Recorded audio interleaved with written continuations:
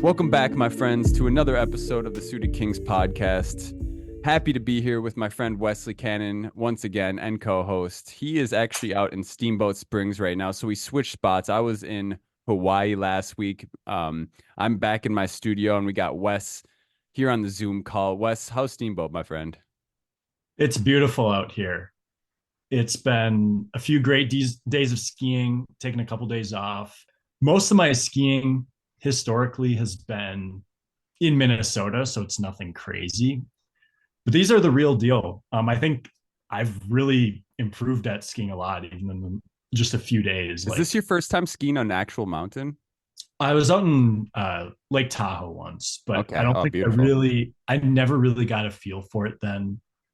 But yeah, I mean, I'm going down Black Diamonds on a real mountain. Like Good it's the for you. real And deal. have you It's taken any fun. big bails yet? So the first day, granted, it was very foggy on the first day, so I think that was part of it. But the first day I fell like 4 or 5 times. Um, Nice. we did all these bumpy runs too, and Yeah. one of them I really launched myself. Like I knocked the wind out of myself and got a little bruise. So There's a saying with skiing, snowboarding, skateboarding, all of those kind of extreme sports. It's, they say no pain, no gain, right? So yeah, you got I to think take those bails. I think that's true, and I think so. The next 2 days, I haven't fallen at all. I've been skiing a lot faster, and I think part of it too is just getting my muscles used to. It's a lot of leg work going down some of these hills. Man, I can't wait. I know it just happened, but I was in Hawaii. But next January, MSPT Blackhawk, you and me, baby. Let's Yeah, get out let's. in the mountains and just rip down them.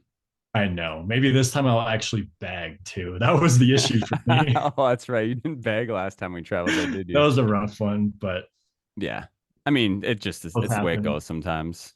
Okay, and I was gonna say something. I can't even remember what I was gonna say now. I think, oh yeah, it was actually was just gonna mention that I also went snowboarding today. I went to Highland Hills for my buddy's birthday. We went Nice. to, That's where I learned actually. you did okay. So their runs kind of suck there, but they have a couple of massive board parks. We love hitting the jumps and the rails, and I've been doing it for about 25 years now. So I've been through the injuries and stuff like that. Take it a little bit easy in my old ripe age, but we're still getting after it we're tossing ourselves around here, but no big Good falls to today, hear. so it was pretty fun. Today's episode, Wes, looking forward to a lot. We've had a bunch of guests on here talking strategy. We've talked strategy between our hands. Today's going to be a little different. We're going to talk about our poker stories, how we got into poker, what our journey's been like so far. It's not always rainbows and butterflies, as we both know. And Yeah. I think a lot of people will be able to relate, especially people who haven't gone through, haven't had long careers in poker to kind of know what it's like for people who have, and I know a lot of people look up to us who haven't had a lot of experience yet and seen our successes. They just kind of think, like I said, it's always been positive experience, which it hasn't, but Yeah. overall, And it's and mostly. yeah, I'd say most people don't necessarily think that, but they see the successes and they don't see the downsides, you Right. know. Right. So it can feel that way for sure. Yeah, and so we'll get into the whole thing. We're not going to sugarcoat nothing. We'll just talk about all of it. And there's actually a lot to be said. I'm looking forward, I know a lot about your poker story, but I think there's a lot I don't know as well. So how about we just get started with you and then I'll take over after.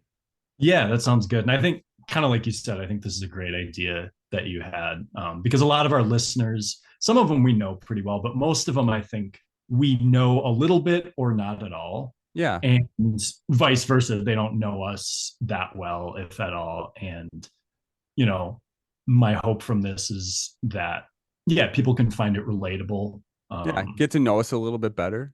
yeah. Yeah, I agree.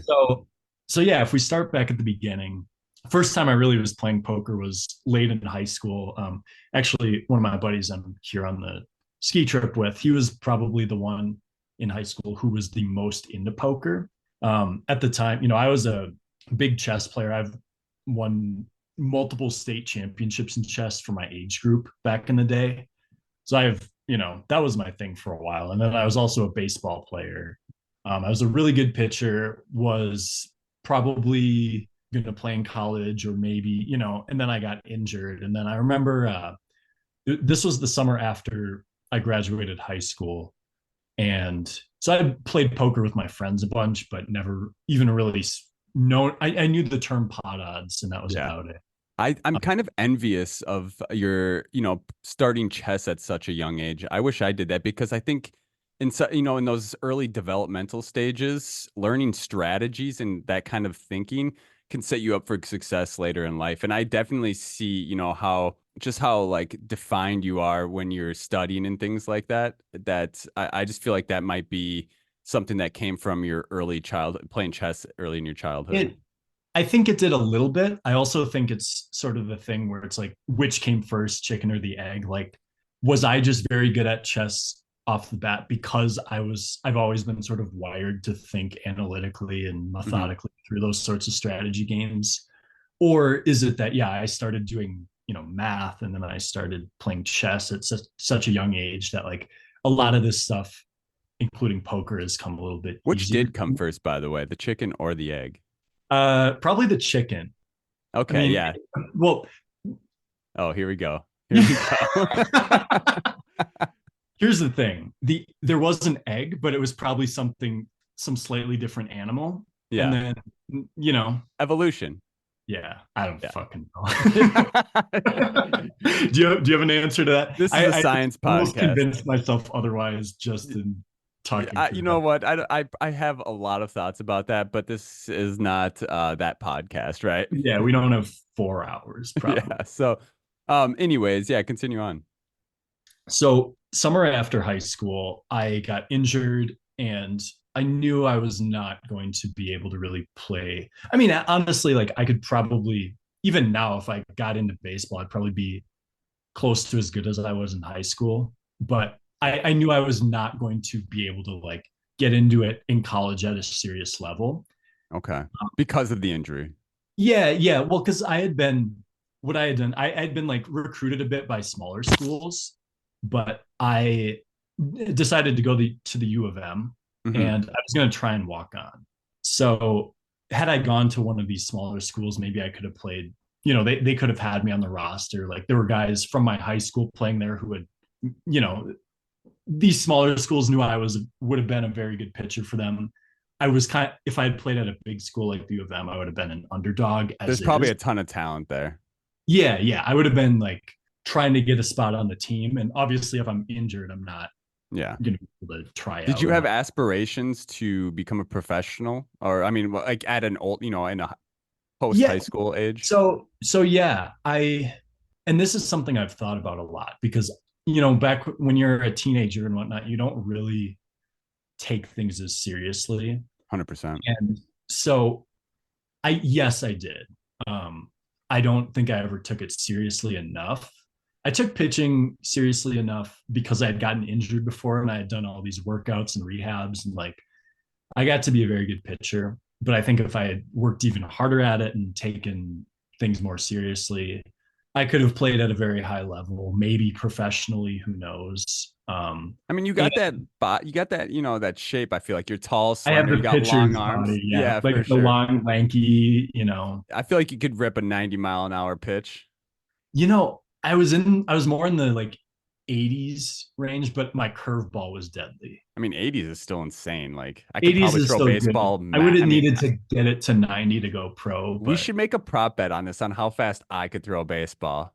If you I were to feel take a like guess, I'm what would you think it would be? surprisingly. So, are you doing it standing still from a pitcher's mound or? Yeah, I mean, what do you run and pitch? What do you? Well, no, no, no. I'm just saying, like, if you're catching a fly ball in the outfield and you wind up and throw, like, anyone can throw faster that way. Okay, I'm talking about from a pitching mound or from Yeah. wherever like you can test it. I don't know what that would look like, but We'll have to come up with the number later. I feel like you could probably throw it fairly fast, but the accuracy would be all over the place. okay. I mean, dude, I'm a straight shooter, bro. I feel like I could just rip one. Maybe like I think. I mean, this is completely a guess or an assumption, but I would say maybe like 55 miles an hour. Does that seem No, possible? I think I would say upper 60s. I Really? mean, you're an athletic dude. Okay. Okay. I All right. wouldn't Well, be shocked if you hit 70. I mean, if I we're going off on a tangent here, but if I like, yeah, I feel like you'd be able to throw it all right. pretty. Well, pretty hard. future prop bet on that. Can't wait for that. Yeah. Anyways, so it was the summer. I knew I wasn't really going to play baseball to the level that even if I hadn't acknowledged it to myself, I was like, baseball was something I really cared about. And once it was sort of taken away from me, at least at the level I wanted to play at, I, that's when I sort of realized like, oh, I'm gonna miss that a lot. So that summer I don't even know how it got started, but I started watching some high stakes poker stuff, Tom Dwan, Phil Ivey, Helmuth, all these sorts of things. I think a lot of people watched a lot of the same stuff back in the What day. year was that around? This was 2013. So a lot Okay. of the high stakes poker stuff had already happened, Yep. but I was watching stuff from a few years ago. So Yeah.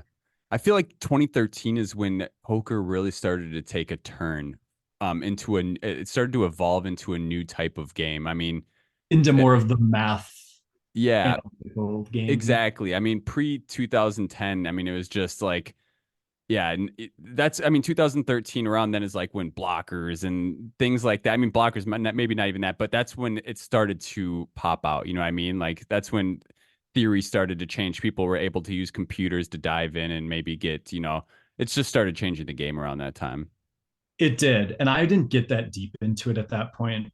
But it was the sort of game where after watching these videos, I got very into it. And I think I started off by getting worse, like just being blindly aggressive. And then I like refined it a little bit, fast forward a year and a half. Like I went and played 2-4 limit at Canterbury with my friends a couple times and whatever. But then late 2014, like my sophomore year of college at the U of M, I had a car then. And so I would occasionally go play 200.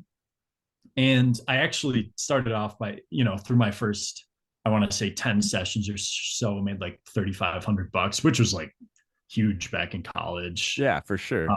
But the thing is, I realized I acknowledged it a little bit then, but looking back now, I was like, I was winning a lot of these 50-50 hands for like 500 bucks. So I was running very well.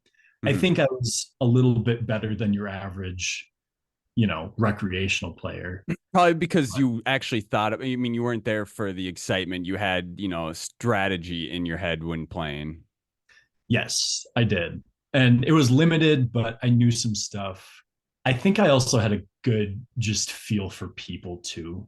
Okay. If not necessarily It not, surprises me considering you're a robot, but it's interesting you AI say wasn't that. really like strong Yeah. back then. So, Yeah.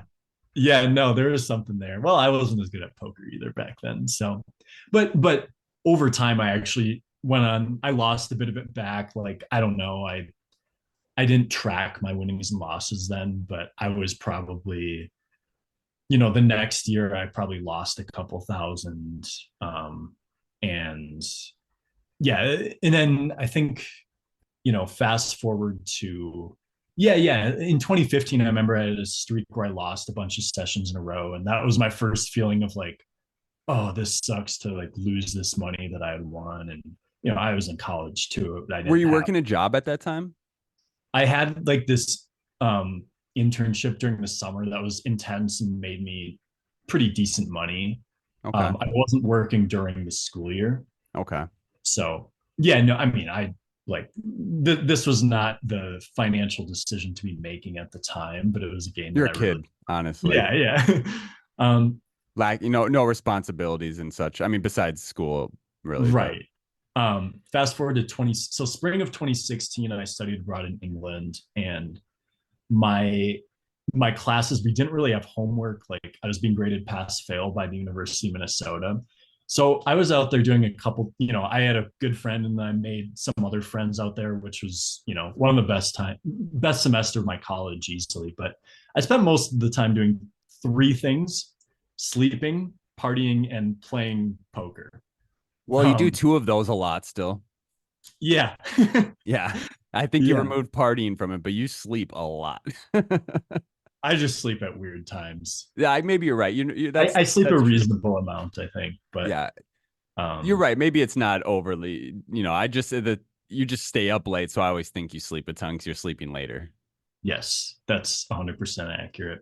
but poker there, it went really well. I remember I chopped this tournament for maybe, I think it was 1,500 pounds, which is like 2,100, $2,200 at the In time. England, right? Yeah, if you scroll down on my Hendon mob, actually, a few of my earliest results are from England, That's sweet. um, I did not know which is that. kind of cool. Yeah, and I mostly played just 1-1 cash. Did pretty well there. I actually think so. If you take out the like tuition and stuff, all of the money, all of the spending money I needed there, I actually made that much in profit from poker, which is like a few thousand or something. But it was cool. And at this point, I would say even back in 2013, I had sort of thought like, or I'd recognized, oh, there are professional poker players. This really is a strategy game. This is kind of up my alley. Like that idea was always in my head.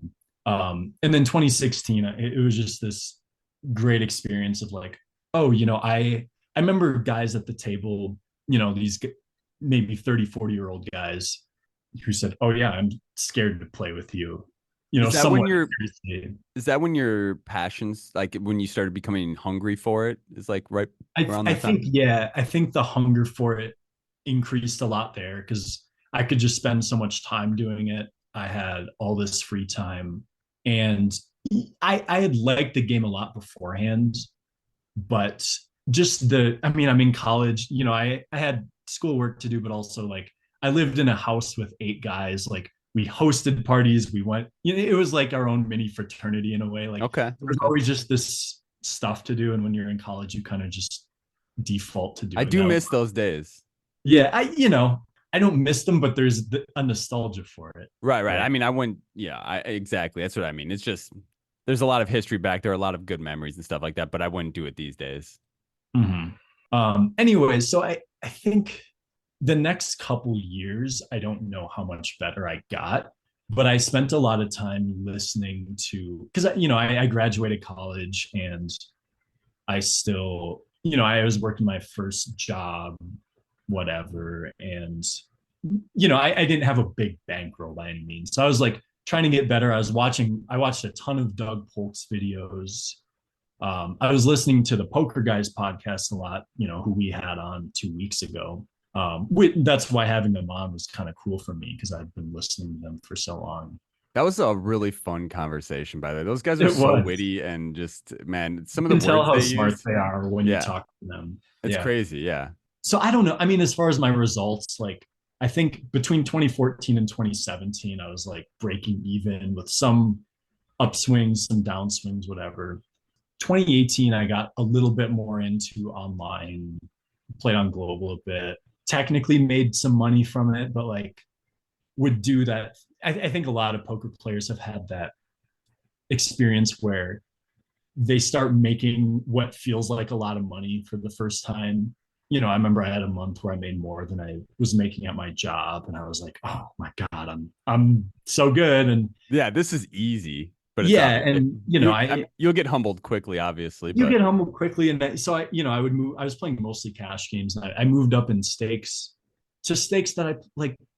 I play 2-5 and 5-10 online now, and I was trying it then with probably like 5% of the bankroll that I have now, and it was. I mean, yeah, you take a couple bad beats, or frankly, like I was, even if I wasn't the fish in the game, I was worse than all the other regs, you Okay. know. And in some games, I think I was bad enough where a lot of the regs still would want to play with me. Forgive me. So is this now, are we still in England at this point? No, no, no. I'm talking about 2018 now. 2018. Okay, so you're So back this at is my home. first time playing online. Like I think in live poker, I don't ever feel like I've been at a disadvantage in a live poker game. I act like I can pretty confidently say that, like, no matter when, maybe in high school, but ever since I liked poker, it, I don't think I've sat in a live tournament or a live cash game where I've been an underdog. Okay. I'm not always the best player at the table, but, and maybe there are times when I've been in a game where I'm not good enough to beat the rake, but I've always been better than most players I at the think table. it's fair to say that if you take any part of the game seriously, you'll never be the worst player at the table because there'll just be people there who are there for the entertainment value who have done zero studying. I mean, this obviously isn't always the case, but it's mostly the case. Especially Mhm. at like low stakes cash, low stakes tournaments and stuff like that. Like, there'll be people who've never read a book or I mean, they don't know what a C bet is, but they've played poker. So, Yeah, totally. So, anyways, like playing online, that was my first experience of really feeling like, oh, I might just be getting crushed in these games like over a long period of time. And so I took a bit of a step back from that. And, I have a job. It's not something where I'm like actively really trying to do it professionally, but it's like I want to keep getting better. And if there comes a point where this goes so well, like where I know I can do it, I would probably want to. okay. Yeah, 2019 kind of similar. I remember I won my first live tournament outright. I had chopped before, but I won one at Canterbury. What Yeah, I mean, tournament was it? it was one of the, I think it was a 180 on a Saturday. Okay. Um, Do you remember like what that was like for you? Did you have like any sort of epiphany at that point? Like, I can do this? yeah, it just felt good. Like winning a Yeah. few Okay. $1,000 still was like kind of a big thing. I mean, Um, dude, even to this day, winning a few $1,000 right. is But yeah, the swings I have now, damn big timers over here. yeah, it, He just shrugged, by the way. Like, I'm aware how weird that sounds like to most people who don't play poker. And frankly, like this will be a good episode for non-poker players to listen to who are yeah, like our yeah. friends and whatnot. And so when they hear that, like, yeah, the idea of, oh yeah, winning a few thousand was still like a big deal then. And that can sound really weird and No, sort of like, but I mean, I 100% understand what you're saying because when you start hitting bigger scores and you're playing $1,000 buy-ins and stuff like that, it kind of desensitizes those scores in a way. Like, I definitely feel different now hitting a $3,000 score than I did when I first started playing.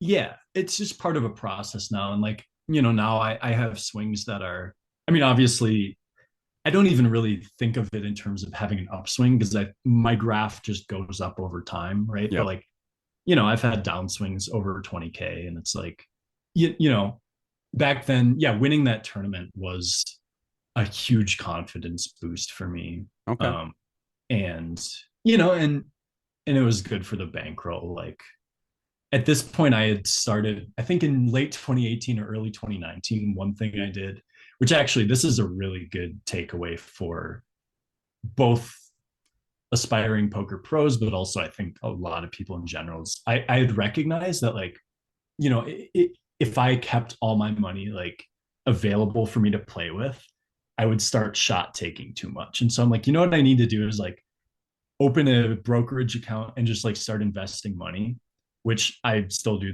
to this day.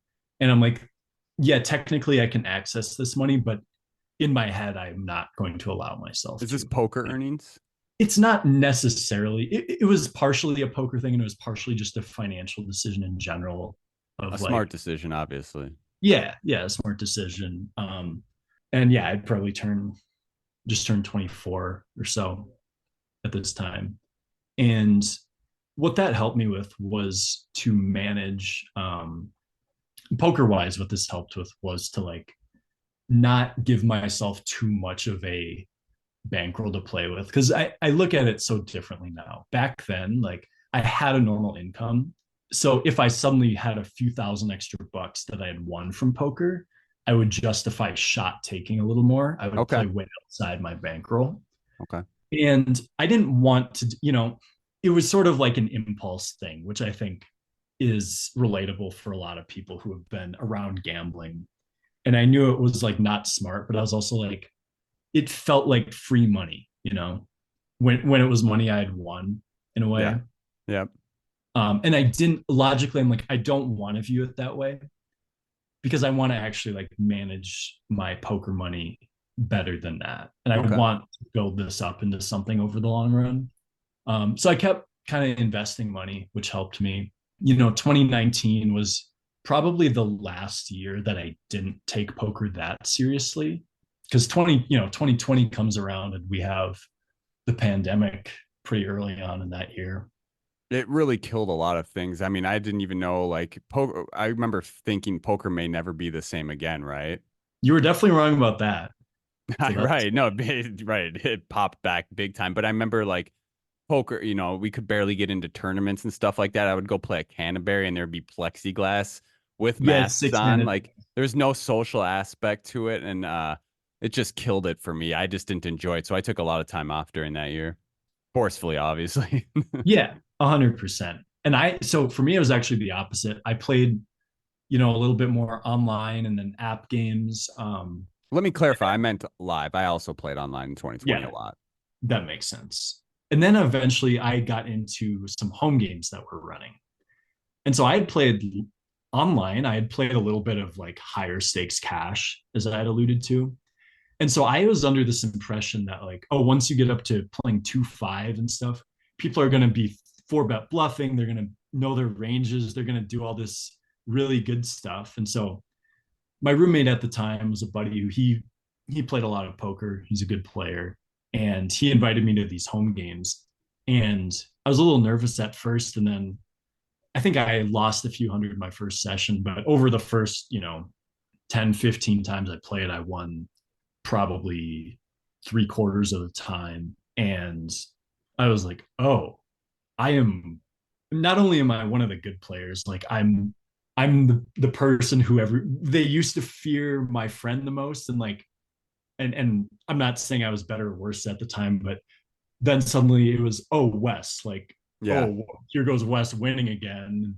Oh, Wes, you're only up 500 today. What a modest performance. And Interesting. I feel like you reached that point far earlier in your poker career than I did mine. Yeah, but continue. yeah, and so it was really eye opening for me. And because I had been sort of, as far as the higher stake stuff, I had compared myself to the online players, which is so different. I mean, I can't even Yeah. explain how different it is. I mean, So you had a better understanding of what a really good player is, probably more so than what other people would understand. I did. And like, so what I would compare it to is like doing all this work for a job and like coming into the job and realizing that you are so overqualified for it. Now, obviously, if you're playing poker, like you do need to be one of the best players at the table, right? Yeah. If Yeah. you're playing poker as a career. But yeah, I came into those games and I was like, oh, I am very good. Like I'm Yeah. already Confidence is also killing it. key. Like you have to have that trust in yourself that you are the better player so that you can continue making the decisions that you're making. Yes, I agree. Because yeah, if you lose confidence, it's either one justified and you're just not playing well, or if you just lose it in general for some other reason, it will cause you to not play as well, Yeah. which will then reinforce the fact that you should have lost your confidence. So that was big for me. And once Vegas opened back up, I remember I went out there. I actually had a friend who she's like, I don't remember what she's doing, but she was like pretty successful in her career up to that point. She offered to like stake me. We And didn't she do had it for and she had no experience of doing that before. she knew nothing about poker, but she knew she had that much confidence. She's like, I know how smart you are. I know you're taking it seriously. Like, let's go. That's sick. Um, and I didn't stick with that for very long, but the first the trip to Vegas was pretty cool because I played 6 sessions of 2-5 and I had winning sessions in all six and I won a Caesars daily. And that was just a 3-day trip. And I was like, I'd say that's positive variance. that was some positive variance. And yeah, so at this point, late 2020, I'm trying to remember. Yeah, I did some more home game stuff. Oh, September, I think it was right around the time when I moved in. I got my own 1-bedroom apartment. And at that point, I was like, okay, I should actually start budgeting because, like, you know, it's a good thing to do in general. But I'm like, I'm living alone. Like, I got to make sure my expenses are under control, whatever. And so that was also when I started tracking my poker winnings. Okay. or like my results in general. And I because you're trying to move into a more professional level of playing at that point. a little bit, but it was more just part of my budgeting thing. Okay. Like Okay. I Gotcha. wanted to track all my money. And quite honestly, I've I still track my winnings and losses, but my actual budgeting has not. I didn't stick with that too well. Okay. Okay. Because yeah, so I had this streak probably September through January, where I did really well. I trying to remember is I won like over that period of time, probably like 25 to 30K. And then but then in February of 2021, I had my worst month ever. I lost like 12K. In 1 month, right? Yeah. That can Yeah. hurt. And it can also Yeah. destroy the confidence a little bit. It did a little of both. I mean, I think it was good. I played a little bit less for a while after that. The interest was still there. I was just like, okay, maybe I was going at it too hard. I Things had been going so well for so long. And I'd been playing some higher stakes in this like sort of home game app site, agent site, whatever. I don't know. And then it was just really a normal downswing for the stakes I was playing. Like I don't think I started playing too badly or anything, but I'd never had any sort of downswing like that, and it just kind of hit me in the face. Um, Okay. I, I I may have started playing worse, but I knew for a fact that I probably would play worse after that happened. Yeah. Okay. I think what was it? Yeah, the final day I lost like 5,200, and I was like, man, that sucked. And yeah, over the next few months, I did some home games here and there, but I didn't play a ton. I still had a job at this time, did whatever. And then really, I mean, what really started things for me professionally, and I had gotten a little bit of coaching earlier this year on tournaments because I had been more of a cash game player up to this point. Yep. And I knew there always are things you can improve, but like for tournaments, I knew there was probably some low hanging fruit of stuff that I just hadn't really studied. And so I did get a lot better pretty quickly. And I'd only played 3 MSPTs before this. And then my fourth MSPT ever, I went out to Riverside, me and Paul Carney. Yep. We had traveled That to guy's the, got the juice, by the way. You've seen, yeah. man. Whew. Whew. That coat he wears. Ooh. Oh, he and I are playing the tag team together coming up. We're gonna spice it up again. I hope, yeah, yes. I know you guys, when you play the tag team, you do your matching outfits and stuff like that. You better come in with something real good. We will, no doubt about it. So yeah, we had traveled to Grand Falls once together. But yeah, we decided to go to Riverside. I was selling action for these tournaments back then, so I didn't have 100% of myself, but I I bagged up a little bit below average stack on day one, but it was one bullet on Friday, so I made it to day two, and then coming into day two, I sort of what I was viewing it as, because I think it's easy to find yourself in these big spots and tense up or like really put so much pressure on yourself and care so much about the outcome of each card. When you first start playing day twos, absolutely. Yeah, and this was my first day two in a 1100. Yeah, that's huge. And at Yeah, this I remember point, mine. Yeah. I hadn't done that much as far as tournaments anyways, but even for the tournaments I had played, my biggest score was under 5K. It was like 4,500. So there was a little bit of a hump for me where I was like, okay, I don't want to bubble, like I want to cash. So I remember day two, I won an all in, whatever. There wasn't too much drama getting to the money in retrospect, but I sort of felt the blood pumping. Like I really didn't want to bubble. It's a lot of pressure, man. Absolutely. Yeah, absolutely understand that. But then after that, I was like, okay, you know what? I feel like I'm one of the best players here. I know what I think, like someone who's going to win this tournament, I know what I think they should play like. And so, like, I'm just going to play that way. Okay. And I didn't really concern myself with the results. I made a couple I got lucky once.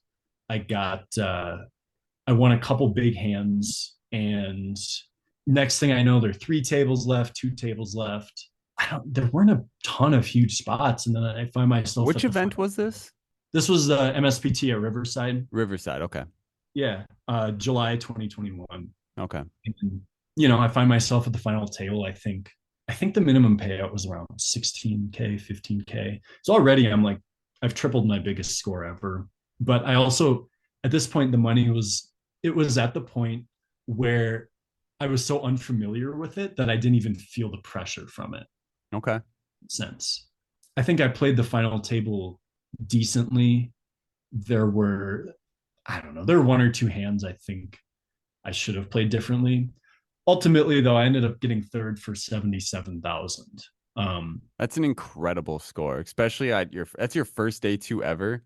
I mean, I'd made a day two of like a 350 at Right, right. Renee's Your first or something, but MSPT day two. I mean, that's such a rare result for your first day two. It really truly is. And I mean, having that mindset you said where like you knew what you were supposed to do at that point, so you just kind of rolled with that and kept reminding yourself of that, I think is something that a lot of players could use when making getting to those spots for the first time or first few times to really help them keep them on track from making errors, etc. yeah, and I don't even know how to describe it too well, but the the mentality I had was it was as if I know I could feel the pressure from this, but all I know is down the road, I'll be upset at myself if I made a mistake because of the pressure. But if I played the way I know I should, I won't be upset about it. And Okay. somehow that just like kept me calm. Like it's like I know I can only control what I can control. So like let's just keep myself level and my head clear. It's very Um, important to have those inner monologues. I have them as well. They're not the exact same as yours, but they help keep me on track. So I think that's kind of what that did for you as well, it sounds like. it really did. Anyways, so after that, I now the idea of playing full time is like really at the front of my mind. I'd already kind of considered myself semi professional.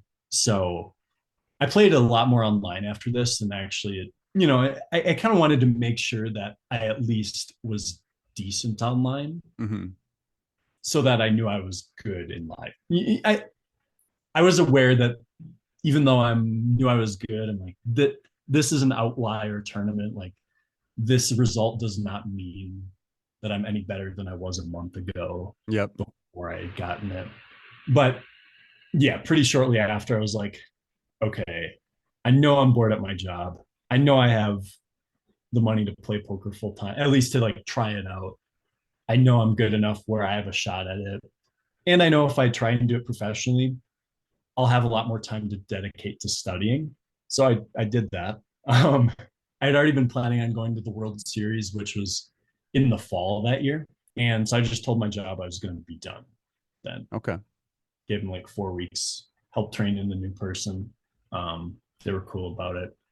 They weren't, nothing they can do about it. Yeah, exactly. No, I know you've told I've heard this part of the story, and I mean that's a big step. Kind of. I mean, it's easier after you have a big score, but a lot of times people don't take that initiative to study and stuff past that point. And you really took it seriously. Like you went head first and did all of the things that you thought were necessary to become successful as a professional. It sounds like.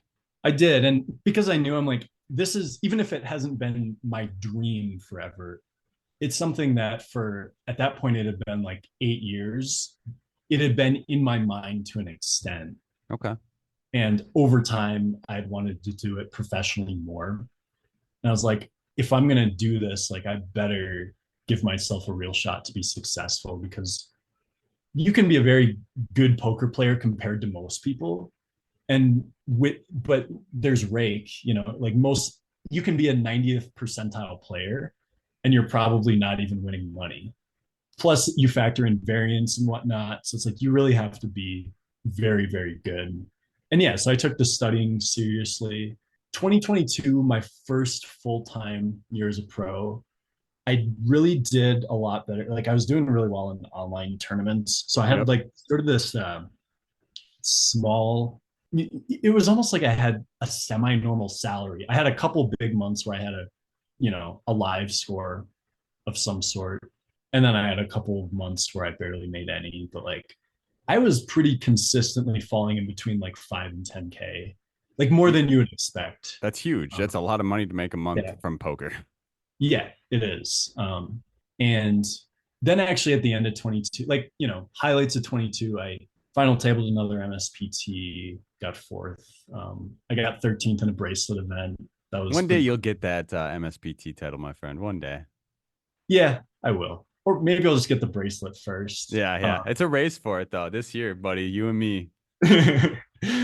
It'll be fun. But end of 2022, I actually, so November of 22, I had my first losing month since that February of 21 where I lost like 12K. So I had 20 straight months where I was winning, which is pretty unheard of Yep. for someone who plays poker. And then my next losing month was also December of 22. So, and this was, I think you and I started hanging out in January of Yep. 23. So this was kind of at the tail end of that.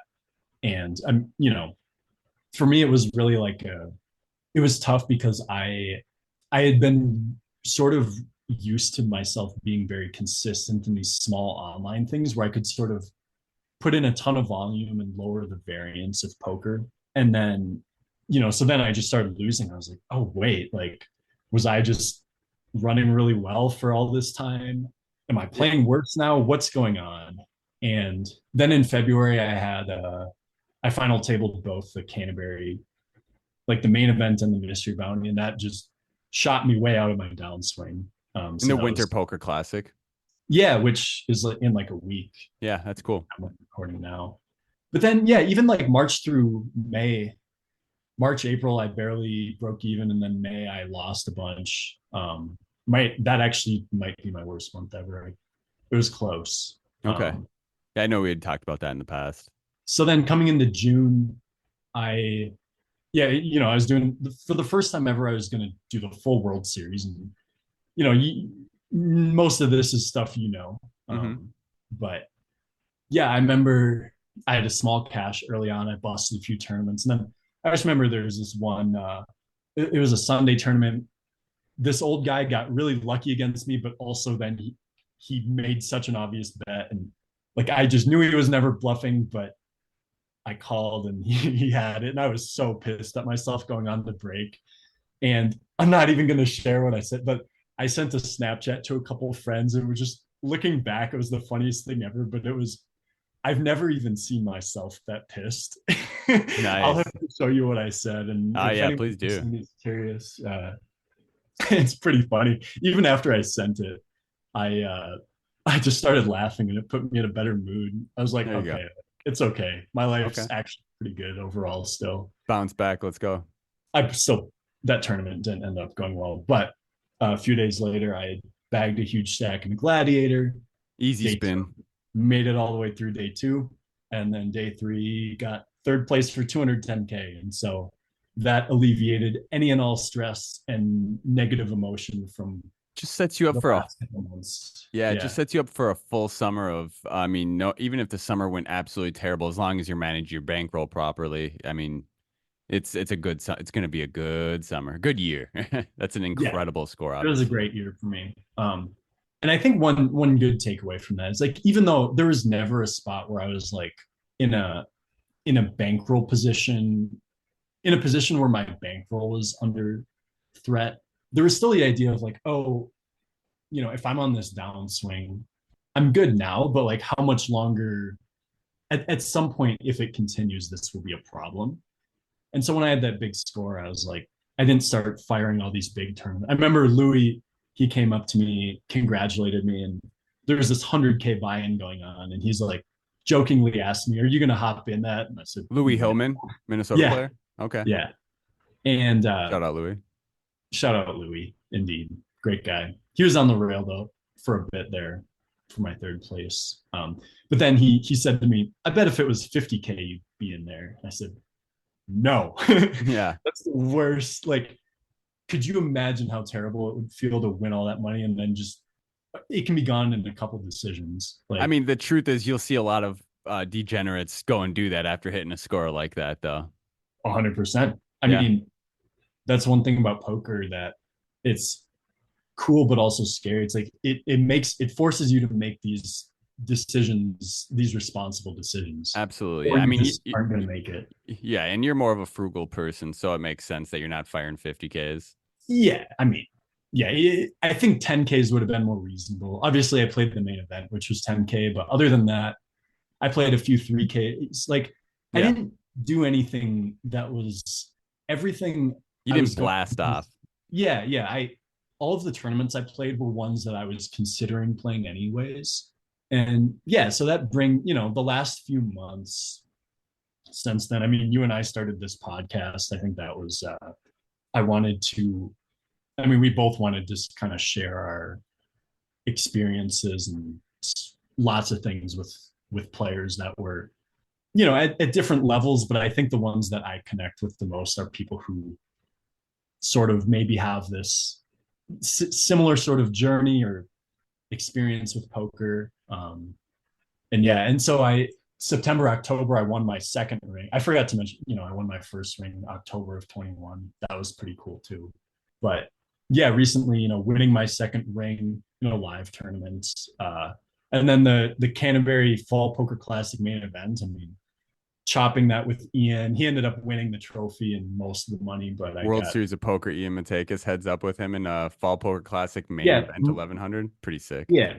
And he was down to one small blind at one point, but it didn't even hurt that bad. There, obviously that was my 97K. That was my second biggest score.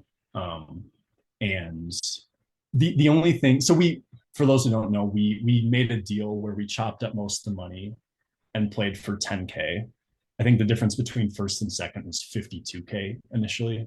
And so when I eventually lost that, it didn't hurt. But I think there have been two times when I've looked back and been like, man, I could have been on a banner.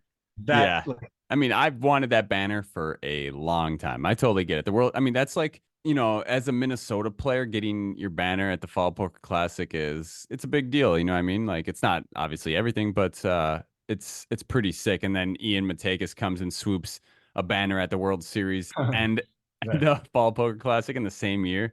What a stud. What a stud indeed. And yeah, that kind of brings us up to now. I mean, one thing that I'm still working on is like I used to be my performance in online tournaments was a lot better in like late 21 through 22 than it was in 23. But I have all these big live results. And I share that because it goes to show like I'm still working on my game. Like I'm trying to improve. I'm trying to figure out how much of this is variance, how much of it is whatever Yeah. skill related. And yeah, it's a game that keeps evolving. It keeps you on your toes. Like I don't think there's I don't think there's a point in my life where I'll be like, oh, I made it in Yeah. poker. Yeah. It'll just be something, and I don't intend on really having it be my main thing for my whole life. I'm sure I will for the next few years at least, and maybe longer. But it's such a continuous challenge, and I think the thing I love about it the most is that it really, even though there's luck in the short run, it really keeps you honest as far as your results. Like you and I have talked about being accountable, being responsible for your own results. When you play poker, there's no such thing. You can't blame your boss. You can't blame your shitty coworker. Right. Like your results are your results. Over time, it'll show how good of a player you are. And even if it's a short run thing, it's like, well, you're still responsible for playing within your bankroll short term. And I think the best thing for me is it's something that I'm allowed to be as good at it as I want to be. You know, Right. Yeah. I need that in my life. And as you work But at for sure. I mean, yeah, that's a pretty sweet a start for you. I know that your story is a lot different than most people. I mean, a lot of people don't get to experience the success that someone like you has had from the beginning till now. You know what I mean? I know it's a mix of all the effort you put in and the mindset you have. I mean, there's a lot of different ingredients that make you as successful as you are, and how what has kind of defined your poker journey so far. I'm excited to kind of share with you my journey, as it hasn't been as pure as yours. It's a it's a bit different, Yeah. but Well, I'm curious, and it's funny because my experience does not feel pure, but then when I compare it to most people's, I'm like, wow, it's been smooth for me. Like yeah, no, it in really terms of has. I mean, poker, it just in has. terms of poker, I've had one of the smoothest journeys that I know of, and Yeah. I think it's a mixture of a few things. Preparation just on the financial side, like sort of making mature decisions and stuff. Yep. Yep. I think, skill, I don't think I have the best study habits, but I think I've taken it seriously enough to, From what I've seen, is your study habits still outperform most people's. yeah. Let me put it this way. I think most people who are drawn to poker initially are not the people who have the best study habits. So Hmm. maybe amongst that type of person, I have very good study habits. But I think going back to school and stuff, I was always kind of one of those kids that didn't need to study a lot. Okay. I do think one of the things I like about poker is that it is enough of a challenge where I need to or I'm not going to make it. So, yeah, maybe for poker, I have pretty good study habits. I guess Yeah. that's fair. Yeah, for Um, sure. For sure. so, anyways, yeah, let's switch things around. Hey guys, Wes and I decided to split this up into two separate episodes. Hope you enjoyed hearing Wes's poker story. We're going to follow it up with mine next week, and we will see you guys then. Take care.